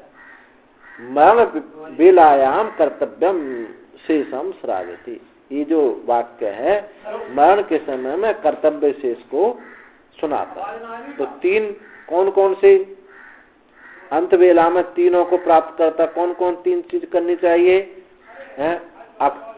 अक्षतमसी, अच्युतमसी, प्राण संसितमसी, ये तीन। आप अक्षितमसी, आप अक्षित हो, अच्युत हो, प्राण संसित हो, ऐसा जो है स्मरण करे, यानी परमात्मा का स्मरण के लिए बात कही। और ईशावास्य उपनिषद अग्नि नया सुपथा राय अस्मान विश्वान, वहां वो स्मरण करता है कि जो जो मैंने पुण्य कर्म किए हैं वो उसको ऐसे पुण्य लोगों को ले जाता है। आगे कहते हैं तदधिगम अधिकरण। तदधिगम अधिकरण में अब यहाँ पीछे पाप की बात आई, पुण्य की बात आई कि जो जो जैसी भावना करता है, पाप में भावना है तो पाप लोक को प्राप्त होता है, पुण्य की भावना करता है पुण्य लोक को प्राप्त होता है। तो क्या ज्ञानियों को भी ये पाप पुण्य लगता है? नहीं लगता है। ज्ञानियों को भी ये पाप पुण्य लगता है, नहीं लगता है। तो इस 13वें अधिकरण में पाप की बात कहेंगे और आगे जो 14वां अधिकरण उसमें पुण्य की बात कहेंगे। तो पहले पाप की बात सुनो। तो संदेह है कि ज्ञानियों को पाप का लेप होता है अथवा नहीं होता है।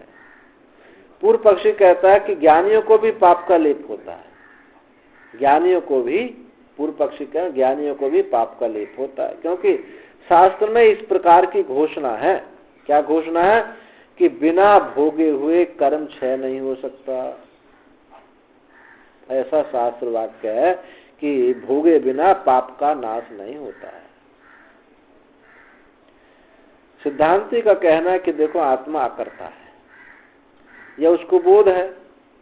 इस प्रकार बुद्धि होने से, अकर्तात्मक वस्तु के सामर्थ्य होने से पाप का लेप नहीं लगता। पाप कहाँ लगेगा? जहाँ कर्तृत्व बुद्धि है, सीमित बुद्धि है, जहाँ अनंत बुद्धि है, व्यापकत्व की बुद्धि है, कर्ता भोक्ता की बुद्धि है, तो वहाँ पाप पुण्य नहीं लगता। ये ही कर्मयोग का भी सिद्धांत है इसी प्रकार से। क्या है कर्मयोग का?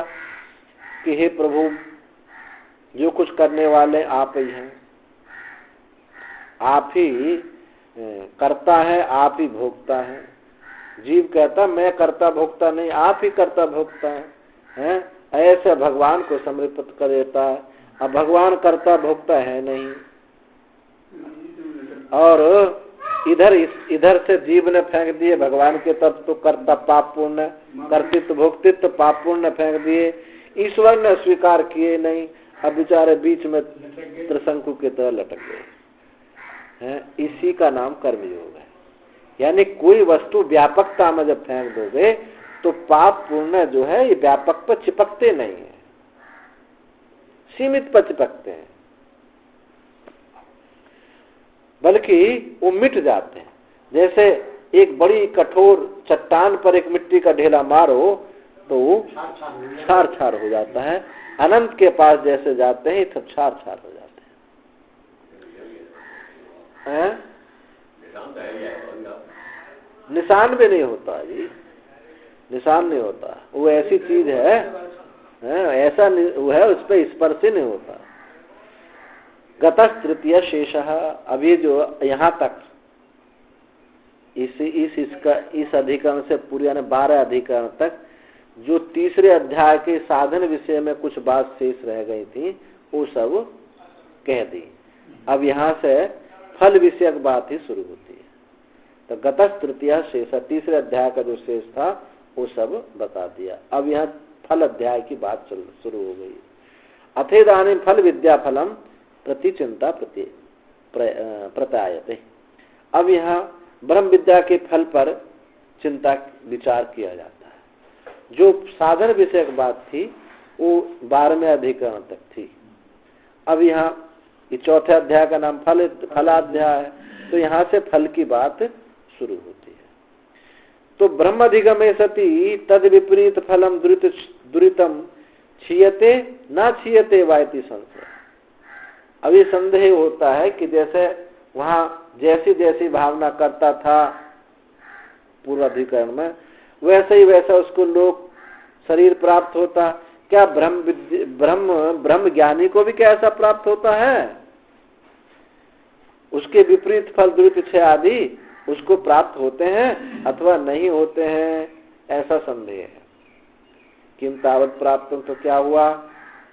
तो पूर्व पक्षी ने कहा फल अर्थत्वात् कर्मणा फलम अदत्वा न संभावते क्षय। फल अर्थ होने, कर्म जो है फल अर्थ वाले होते हैं, कर्म है तो उनका फल होता है, और उस फल को ना दे करके अक्षय उनका संभव नहीं हो सकता। कर्म अपने फल को ना दे करके बिना फल दिए उनका क्षय हो जाए, ऐसा संभव नहीं है।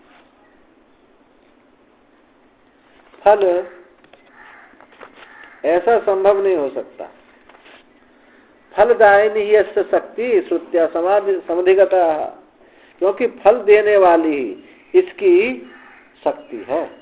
कर्म में कर्म फल देने की शक्ति है, ऐसा श्रुतियों के द्वारा जाना गया है। यदि अंतरेणैव फल उपभोग भोगम अपिवृज्येत श्रुति कदर्थिता स्यात्। यदि ये फल भोग के बिना ही इसका उपमर्दन हो जाए, फल दिए बिना ही यदि कर्म क्षय हो जाए तो श्रुति कदर्थिता स्यात्, श्रुति अनर्थक हो जाएगी। क्या है श्रुति? नहीं कर्माणि क्षीयन्ते, कर्म क्षीण नहीं होते बिना फल के, जब तक फल अपना नहीं दे देते हैं। ये कितने जन्मों के कर्म फल ही रहे वो क्षीण नहीं होता। तो शंका करते हैं, अभी पूर्व पक्ष चल रहा है, पूर्व पक्षी में जो शंका कराएगा वो कौन कराएगा? सिद्धांति कराएगा। तो सिद्धांति ने कहा कि ननु एवं सती प्रायश्चित उपदेश अनर्थकम प्राप्नोति। यदि इस प्रकार है तो प्रायश्चित का उपदेश करने वाले जो शास्त्र हैं कि ये तुमने कर्म किया है इसका प्रायश्चित करो तो उसका फल नष्ट हो जाएगा, तो प्रायश्चित उपदेश जो है ये बेकार हो जाएगा। फिर तो इस कर्म का ये प्रायश्चित है, इस कर्म का ये प्रायश्चित शास्त्रगत हुआ। नहीं से दोष, तो पूर्व पक्ष कहता है कि ये दोष नहीं है। प्रायश्चितानाम नैमित्तिकत्वोपपत्ते गृहदा इष्टियादिवत। अरे भैया हम कब कहे प्रायश्चित तो जो है नैमित्तिक है, किसी निमित्त से किए जाते हैं, निमित्त का उपपत्ति उनका तो नैमित्तिकता प्राप्त होती, ये तुमने किया है तो।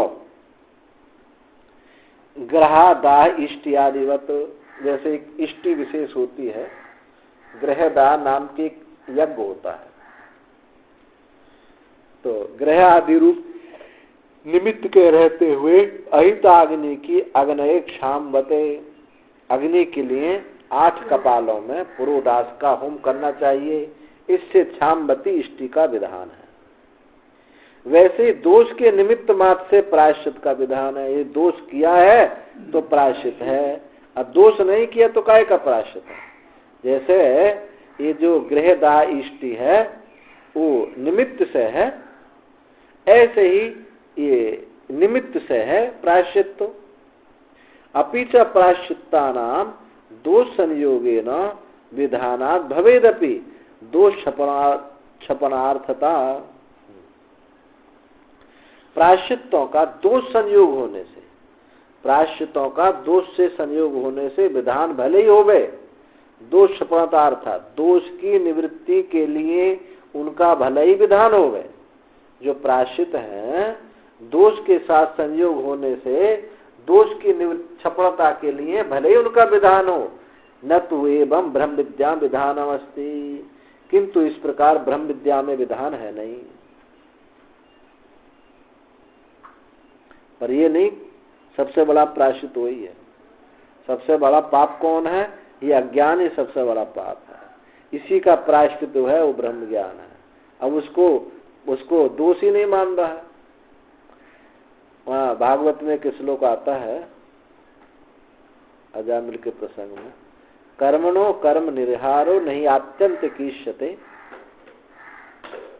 कर्मणो कर्म निर्हारो नहीं आत्यंत कीष्यते,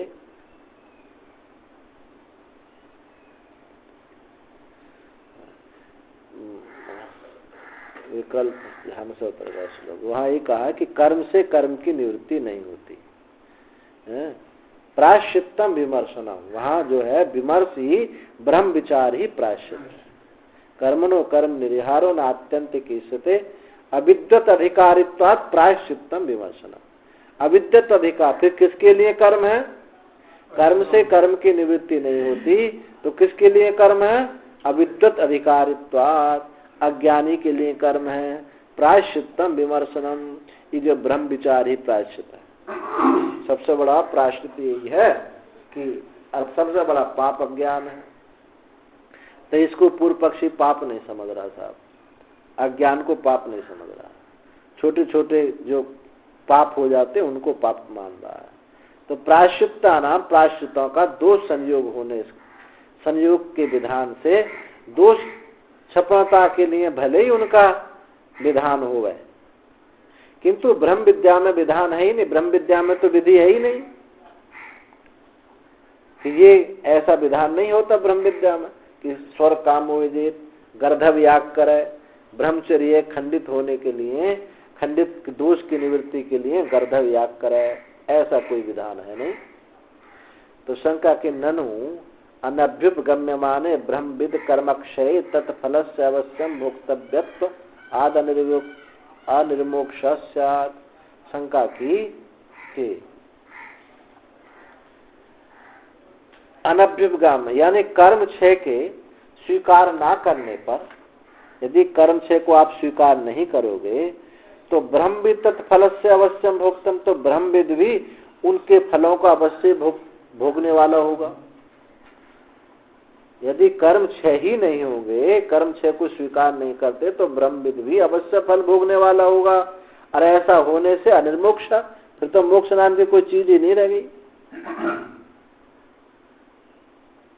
तो सिद्धांत इसमें कहता है, समाधान करते हैं शंका का, नैति उच्चते, ऐसा नहीं।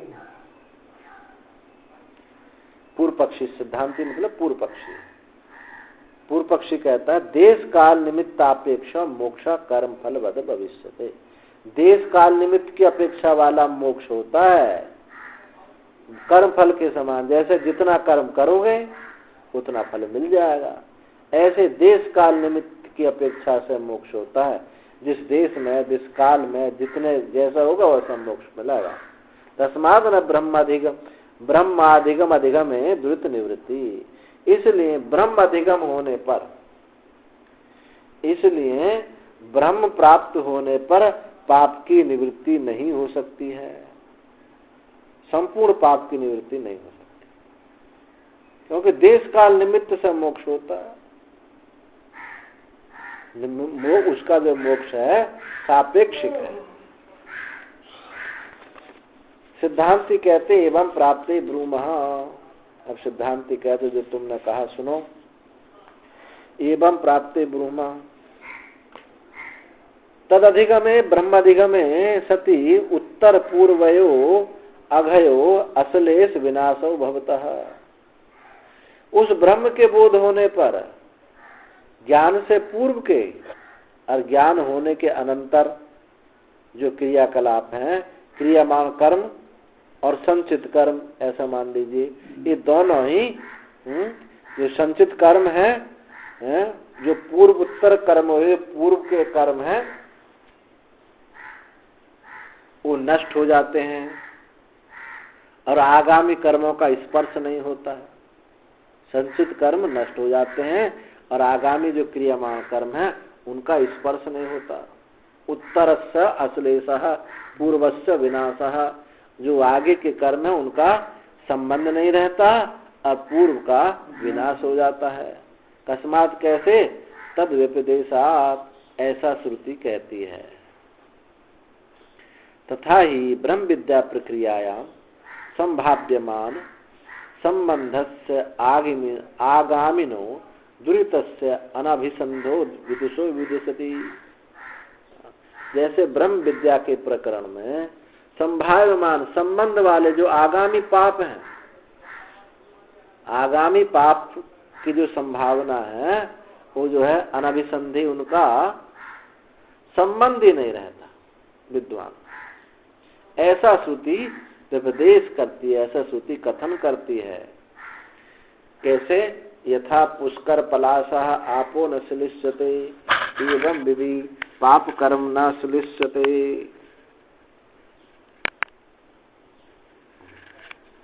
कैसे? कि जैसे कमल पत्र जल से न श्लिष्यते, उसका जो है संबंध नहीं रहता। अपूर्व चित्तस्य, पूर्व उपचित दुरित का, अच्छा छूट गए। एवं विधि पापम कर्म न श्लिष्यते, इस प्रकार पाप कर्म उसको लिप्त नहीं होता है। तथा विनाशमपि पूर्व उपचित दुरितस्य विपदेश, जो पहले पाप किए हैं संचित कर्म जो है उनका भी विनाश बताती है। आगे आने वाले कर्मों का स्पर्श नहीं होता और जो पूर्व संचित है उनका विनाश हो जाता है, उसमें भी श्रुति बताती है। तद यथा ईशिका तूलम अग्नौ प्रोतम प्रदूयेत एवं हा अस्य सर्वे पापमाना प्रदूयन्ते। जैसे ईशिका जो तुली होती है, ईशिका मुंज मध्यवर्ती तल भाग का अग्नि में डालने पर वो सब जल जाता है। इसी प्रकार विद्वान के सब पाप जल जाते हैं। अयम अपरहा, एक दूसरी और श्रुति है, कर्म क्षय को बताने वाली एक दूसरी श्रुति और है। भिद्यते हृदय ग्रंथि छिद्यन्ते सर्व संशया क्षीयन्ते चास्य कर्माणि तस्मिन् दृष्टे परावरे। भिद्यन्ते, हृदय की ग्रंथि का भेदन हो जाता है, सारे संशय क्षीण हो जाते हैं। अच्छीयन्ते चास्य कर्माणि, कर्माणि शब्द माने बहुवचन, समस्त कर्म उसके क्षीण हो जाते हैं। तस्मिन् दृष्टे परावरे, उस परापर को देखने पर उसके कर्म क्षीण हो जाते हैं। यदुक्तम अनुभुक्तस्य फल कर्मणः क्षय कल्पनायाम सास कदर्थितम स्यात्। तो पूर्व पक्षी यहाँ शंका करता है, यदुक्तम नहीं, हाँ पूर्व सिद्धांत कहता है यदुक्तम, जो तुमने कहा था अनुभुक्तस्य कर्मणः क्षय कल्पना शास्त्र, यदि कर्म बिना भोग के हुए क्षीण हो जाए तो शास्त्र जो है व्यर्थ हो जाएगा। क्या कहा था उसने? पीछे एक श्रुति कही थी कि बिना कर्म किए, बिना भोगे हुए कर्म क्षीण नहीं होते। तो ये जो श्रुतियां हैं ये अनर्थक होंगी। तो सिद्धांति कहता नहीं, इस दोष है, ये दोष नहीं है। नहीं वयम कर्मणा फलदायिनी शक्तिम अवजानीमहि, हम कर्म के फल देने वाली शक्ति की अवज्ञा नहीं करते हैं। विद्यते सा वो है सातु, किंतु विद्यादिना कारणांतेन प्रतिबद्धते इति वदामः। हम तो ये कहते हैं वो शक्ति है, लेकिन जिसको ज्ञान हो जाता है विद्यादि दूसरे कारण से वो प्रतिबद्ध हो जाती है। कर्म की शक्ति ऐसी है, यदि ज्ञान नहीं हुआ, विद्या उत्पन्न नहीं हुई तो अपना कर्म करेगी, पूरा कर्म दिखाएगी। प्रतिबद्ध होता है, ऐसा हम कहते हैं। शक्ति सद्भाव मात्रे शास्त्र व्याप्रियेत, शक्ति के सद्भाव में वो शास्त्र का व्यापार है। न प्रतिबंध अप्रतिबंध ही रखी, वो प्रतिबंध अप्रतिबंधों में वो नहीं है। शक्ति के सद्भाव में वो शास्त्र का व्यापार है। कि फल देने वाली शक्ति प्रतिबंध अप्रतिबंध में शास्त्र का व्यापार नहीं। फल देने वाली जो शक्ति के प्रतिबंध अप्रतिबंध में शास्त्र का व्यापार नहीं है। बस उसका तो यह है कि फल देना उसका सामर्थ्य है। नहीं कर्म क्षीयते, कर्म क्षीण नहीं होते। इति एतदपि स्मरण औत्सर्गिकम, नहीं भोगादृते कर्म क्षीयते तदर्थत्वा। ये जो, क्योंकि कर्म क्षीण नहीं होते, ऐसा जो स्मृति है औत्सर्गिक है, वो सामान्य है, सामान्य रूप से सबके लिए है। लेकिन जिसको विद्या उत्पन्न हो गई, ज्ञान हो गया, उनके लिए ये श्रुति नहीं होगी। स्मरण औत्सर्गिकम, ये सामान्य स्मृति है कि नहीं भोगादृते, भोग के बिना कर्म क्षीण नहीं होते, तदर्थत्वात्, यही उसका प्रयोजन है। तो ये जो है ये स्मरण औत्सर्गिक है, सामान्य है। इससे एव तो प्राश्चितादिना वृत्तस्य क्षया सर्व पापमाना तरति ब्रह्म विद्याम युवा सुमेधन एते ये एवं या उ च एनम एव वेद। ये सामान्य श्रुति है, किंतु प्राश्चित आदि के द्वारा ये पाप क्षय भी इष्ट है। जो श्रुति प्राश्चित के द्वारा पाप का क्षय भी बताती है। सर्वम पापमाना तरति, सब पापों को तर जाता है। तरति ब्रह्म हत्या यो अश्वमेधेन जते, जो अश्वमेध करता है वो ब्रह्म हत्या को भी पार कर जाता है। चयनम एवं, जो इस प्रकार से जानता है। तो ये प्रायश्चित से सब पापों की निवृत्ति श्रुति स्मृति कहती है। यत्तुक्तम, जो तुमने कहा था, नैमित्तिकानि प्रायश्चितानि भविष्यन्ति, तुमने कहा कि प्रायश्चित नैमित्तिक है, ब्रह्म विद्या में कोई विधान है नहीं, तो वो भी कहना ठीक नहीं होगा। दोष संयोगेन चोद्यमानानाम एसाम दोष निर्घात फल संभवे फलांतर कल्पना अनुपपत्ते। तो कह दोष संयोग से जो शास्त्र विहित दोष निर्घात फल संभवे, शास्त्र संयोग से जो दोष शास्त्र विहित, दोष के संयोग से जो शास्त्र विहित उन दोष का निर्घात वे नाश का भी फल सुना जाता है। फलांतर कल्पना अनुपत्ति, जो दोष के संयोग के कारण शास्त्र जो विहित प्रायश्चितों का दोष नाश रूप भी फल के संभव है। अन्य फल की कल्पना उससे, उस प्रायश्चित से अन्य फल नहीं प्राप्त होता। उस प्रायश्चित कर्म से तो दोष की निवृत्ति होती है, वो फल देने वाला नहीं है। जो पुण्य कर्म ऐसा नहीं होता कि पुण्य कर्म करने से प्राप्त कर्म जो है क्षय हो जाए, ऐसा नहीं। पुण्य फल अपना अलग देंगे और पाप फल अपना कर्म फल अलग देंगे।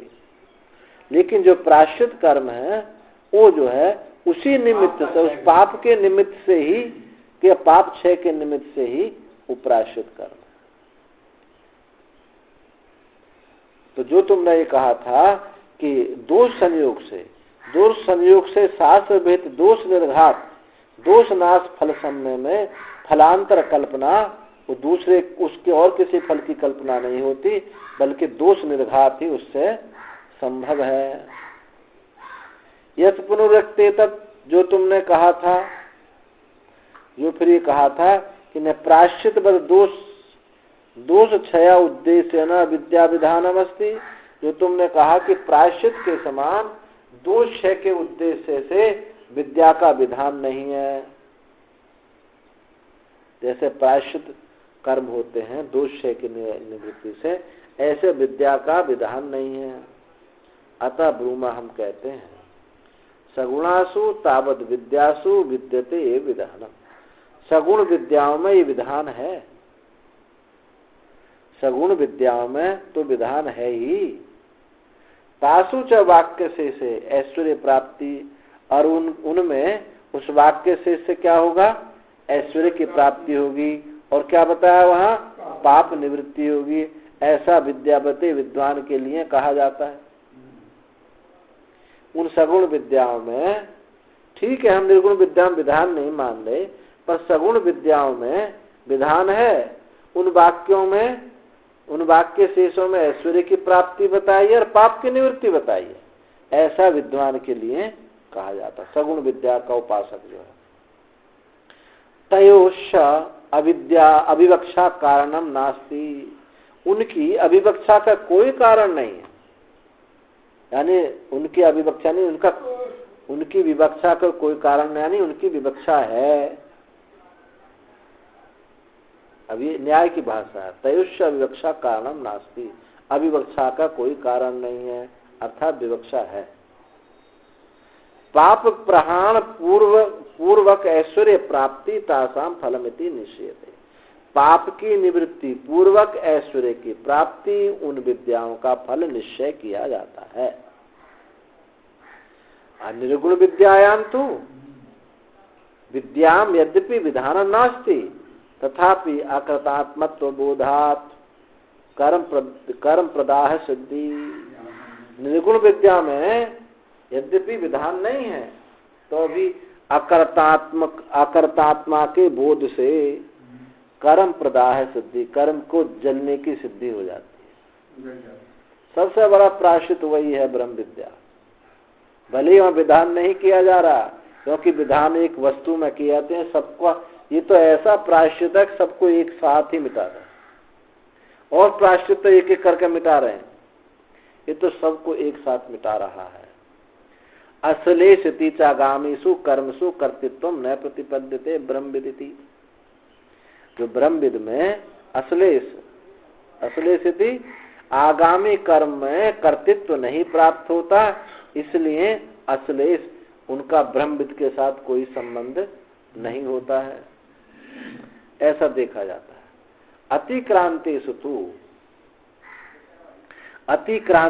तु यद्यपि मिथ्या ज्ञानात् कर्तृत्व प्रतिपेदे इव तथापि विद्या सामर्थ्यात् मिथ्या ज्ञान निवृत्ति स्थानीय प्रविलीयन्ते इतिहाह विनाशते। अतिक्रांति से पीछे प्राचीन जो संचित कर्म है उन कर्मों में यद्यपि मिथ्या ज्ञान से कर्तृत्व, प्राचीन कर्मों में यद्यपि मिथ्या ज्ञान से कर्तृत्व मानो प्राप्त हुआ है, जो संचित कर्म है उन संचित कर्म में यद्यपि मिथ्या ज्ञान से कर्तृत्व प्राप्त हुआ सा, कर्तृत्व प्राप्त हुआ सा है, मानो कर्तृत्व प्राप्त हुआ सा है, तो भी विद्या सामर्थ्यात मिथ्या ज्ञान निवृत्ति, विद्या की सामर्थ्यता से मिथ्या ज्ञान की निवृत्ति होती है। तानि अपि प्रविलीयन्त, वो भी विलीन हो जाते। इतिहाह, इसलिए उनके लिए कहा विनाश, उनका विनाश हो जाता है। तो पूर्व सिद्ध कर्तृत्व भोक्तृत्व विपरीतम अपि त्रिषु अपि कालेषु अकर्तृत्व अभोक्तित्व स्वरूपम ब्रह्माहम अस्ति नैतः पूर्वमपि कर्ता भोक्ता वा आमासम। पूर्व सिद्ध कर्तृत्व भोक्ति, पूर्व सिद्ध जो पहले जो क्या था वो कर्ता भोक्ता था। पूर्व सिद्ध कर्तृत्व भोक्तित्व के विपरीत इन तीनों कालों में अकर्ता अभोक्ता ब्रह्म स्वरूपता, वो ब्रह्म में हूं ऐसा बोध होने पर नैतः पूर्वमपि, इससे पूर्व कर्ता भोक्ता वो मैं नहीं था। यानी पहले जो संचित कर्म थे पूर्व सिद्ध कर्तृत्व भोक्तित्व, उसके विपरीत जब ब्रह्म विद्या हुई तो तीनों कालों में अकर्ता हो गया, भोक्ता ब्रह्म स्वरूपता ब्रह्म में हूं ऐसा हो गया। तो पूर्व में जो कर्ता भोक्ता था कि मैं कर्ता भोक्ता था वो अब मिट गया। नहीं इदानीम, और अभी भी नहीं है पीछे, नहीं इदानीम नापि भविष्य कालम, ना अब है पीछे का कर्तृत्व भोक्ति मिट गया और ना अब है और ना भविष्य काल में होगा। ब्रह्म विद अवगच्छति, ब्रह्म विद ऐसा जानता है कि कर्तृत्व भोक्ति ना पहले था ना मैं अब हूं और ना आगे रहेगा। एवं च मोक्ष उपपत्ति, इस प्रकार से मोक्ष प्राप्त होगा। अन्यथा ही अनादिकाल प्रवृत्तानाम कर्मणाम क्षय भावे मोक्षाभावस्यात्, अन्यथा अनादिकाल से प्रवृत्त कर्मों के क्षय के अभाव में मोक्ष का अभाव हो जाएगा। न च देश काल निमित्त अपेक्षा मोक्ष कर्म फल भवितुम अर्हति, अनित्यत्व प्रसंगा, और कर्म फल के समान मोक्ष दो देश काल निमित्त की अपेक्षा नहीं रखता कि इस देश में मोक्ष होगा इस काल में मोक्ष होगा, ऐसी अपेक्षा वो नहीं रखता है। अनित्यत्व प्रसंगात, तो मोक्ष भी अनित्य हो जाएगा। जिस देश काल की अपेक्षा रखता है तो कहाँ यहाँ मोक्ष है वहां नहीं है, तो वो भी अनित्यत्व हो जाएगा। परोक्षत्व अनुपपत्तिश्च ज्ञान फलस्य, परोक्षत्व अनुपपत्ति, ज्ञान फल का परोक्ष सिद्धि नहीं होती है, वो तो प्रत्यक्ष है अपरोक्ष है। तस्मात् ब्रह्माधिगमे दुरितक्षया, इसलिए ब्रह्म के बोध होने पर द्रुत से पाप की क्षय हो जाता है, ऐसी बात इसकी। अब दूसरा अधिकरण है, इसमें पहले हम कहा क्या बात कही थी, पाप की, यहाँ अब पुण्य की बात कहते हैं। तत्वज्ञानी से पुण्य का लिप्त होते हैं या नहीं होते हैं? तो पूर्व पक्षी का तत्वेता पुण्य से लिप्त होता है, क्योंकि स्रोत पुण्य का स्रोत ज्ञान के साथ विरोध नहीं है। श्रुति ने जिस पुण्य की बात की गई है और स्रोत पुण्य का स्रोत ज्ञान के साथ कोई विरोध नहीं है। भाई विरोध होता तो पाप से होता, यहाँ तो पाप नहीं, स्रोत ज्ञान स्रोत पुण्य का स्रोत ज्ञान से कोई विरोध नहीं है। सिद्धांति कहता है कि देखो भाई, अकर्तात्मक वस्तु सामर्थ्य से पाप के समान पुण्य का लेप नहीं होता, क्योंकि जो वस्तु क्या है, अकर्ता है। अकर्तात्मक वस्तु की सामर्थ्य से जैसे पाप का लेप नहीं होता तत्ववेत्ता में, ऐसा पुण्य का भी लेप नहीं होता है। श्रुति पुण्य को पाप रूप से और अनेक जगह तो क्या कहा है, पुण्य को भी पाप ही कहा है। तत्व की दृष्टि से पाप पुण्य भी पाप ही है। वाला तो है इसी प्रकार इसी प्रकार से श्रुति पुण्य और पाप का तरण भी समान रूप से ही कहती है। इस श्रुति पुण्य और पाप को जो निवृत्ति है वो समान रूप से कहती है। तत्व बोध होता तो ऐसा नहीं कि पुण्य रह जाते हैं और पाप चले जाते हैं, तो नहीं, दोनों पाप भी पुण्य भी चले जाते हैं। इतरस्यापि एवं असंश्लेषः पातेतु, इतरस्यापि पूर्वोत्तरस्य पूर्णस्यापि, पहले संचित पुण्य कर्मों का एवं पूर्वोत्तर आघवत पूर्वोत्तर अघवत संचित कर्म, संचित पुण्य कर्म और संचित आगामी कर्म, बोध होने के अनंतर के कर्म। असंश्लेष, संश्लेष अभावो विनाश हो, दोनों का एक संश्लेष और विनाश हो जाता है। पूर्व जो है, पूर्व संचित जो पुण्य है उनका विनाश हो जाता है और आगामी जो है उनका स्पर्श नहीं होता है। पाते तू ब्रह्मविद पौरुषधौर्यस्य पूर्ण पापयो बंध हेतु अभावात्, पुण्य और पाप का बंध हेतु का अभाव होने से देह पाते तो मुक्ति अवश्यम भाविनी, और देह पात होने पर मुक्ति जो है अवश्य ही होगी। जब पाप पुण्य नहीं रहे, बंध के हेतु पाप पुण्य का अभाव होने से अब वहां मुक्ति नहीं रही, वहां अब मुक्ति में कोई संदेह बाकी नहीं रहा। पूर्वस्मिन अधिकरणे बंध हेतु अघस्य स्वाभाविक अश्लेष विनाशो ज्ञान निमित्तौ शास्त्र व्यपदेशात निरूपितौ। पूर्व अधिकरण में क्या बताया है कि बंध का जो हेतु, जो स्वाभाविक बंध का हेतु जो अश्लेष विनाश, अश्लेष यानी जो संचित है उनका विनाश और जो आगामी है उनका अश्लेष, ऐसे निमित्त में शास्त्र निरूपित किया गया, शास्त्र ने उपदेश किया।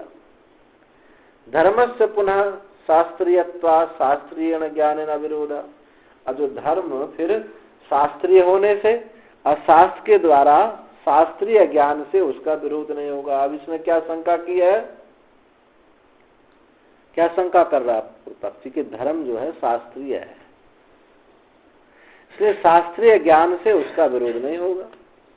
तो पुण्य का आप कहते हो कि लेप नहीं होगा, तो लेप शास्त्र सम्मत है, कोई शास्त्र विरोध तो है नहीं इसका, तो शास्त्र सम्मत होने से अविरोध है, ऐसी आशंका कर कहते हैं। उसके निराकरण के लिए पूर्व अधिकरण न्यायादेश क्रियते, जैसे पूर्व अधिकरण में न्याय कहा गया उसी प्रकार से उसका भी अतिदेश होता है। वही बात ये उसी प्रकार से यहाँ भी कही जानी है। इतरस्यापि पूर्णस्य कर्मणा एवं अगवद असंश्लेष विनाश ज्ञानवतो भवते। इतर दूसरे पुण्य कर्म का भी जैसे पाप कर्म का अश्लेष और विनाश हुआ, ऐसे ही ज्ञानवतो भवता, ज्ञानवान का भी ऐसा ही हो जाता है। जैसे पाप का विनाश हो जाता है अश्लेष विनाश, ऐसे पुण्य का भी अश्लेष विनाश होता है। कुतः कैसे, तस्यापि स्वफल हेतुत्वेन ज्ञान फल प्रतिबंध प्रसंगा, अपने फल के हेतु रूप से ज्ञान फल प्रतिबंध जो प्रतिबंधक होने का प्रसंग आएगा। यदि ये विनाश ना हो,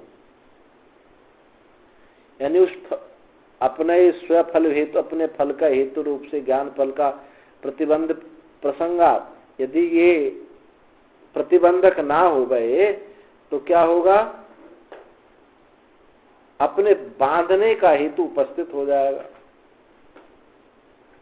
बांधने का हेतु उपस्थित हो जाता है कि उसके भी अपने फल का हेतु होने से, उसका फल अपना हेतु होने से ज्ञान के प्रतिबंध होने का प्रसंग आएगा कि ज्ञान बन जाएगा। और इसमें श्रुति भी कही, ऊ ह एव ऐसा एते तरती, यह ब्रह्म वेत्ता इन दोनों को, एते इन दोनों को, पाप पुण्य दोनों को, सुकृत दुष्कृत को तर जाता है।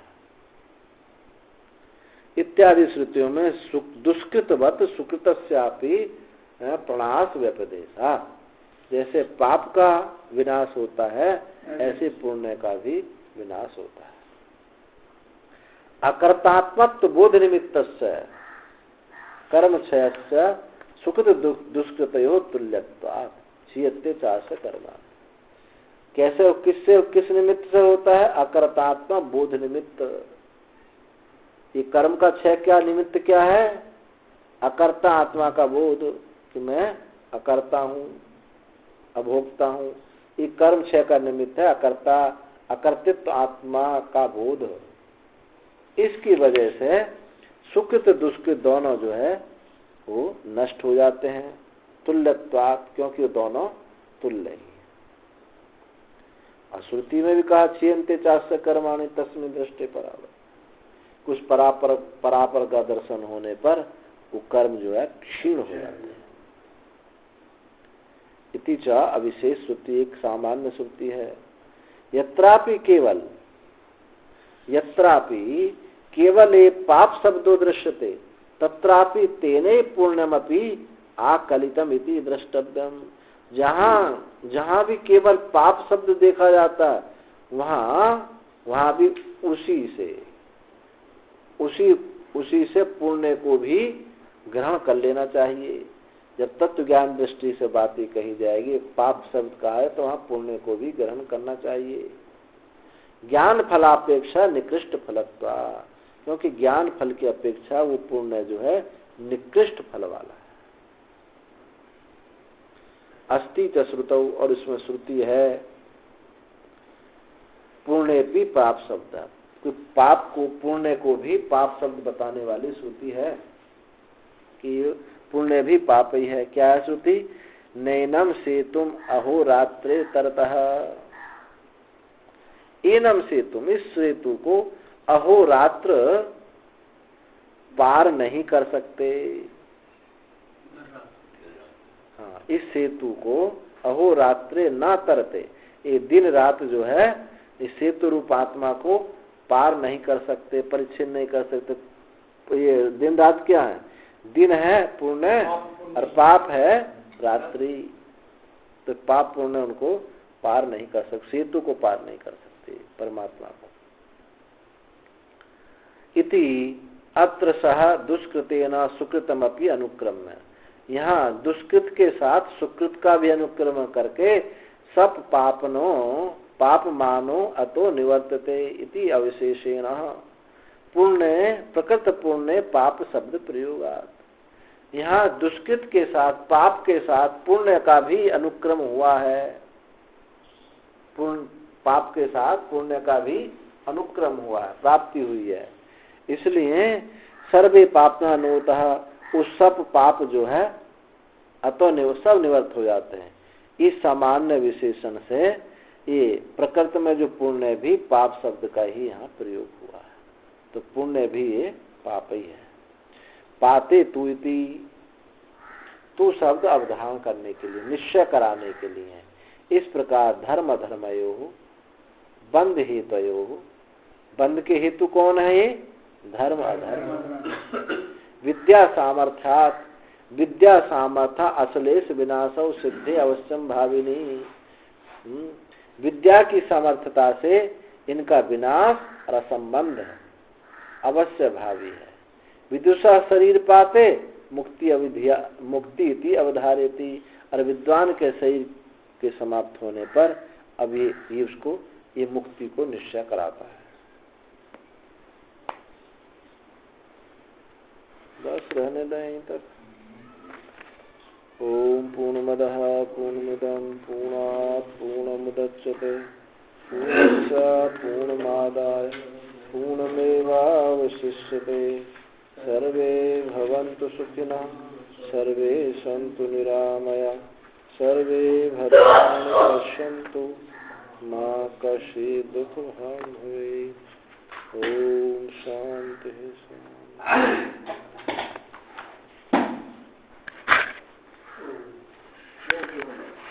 नमो नारायण।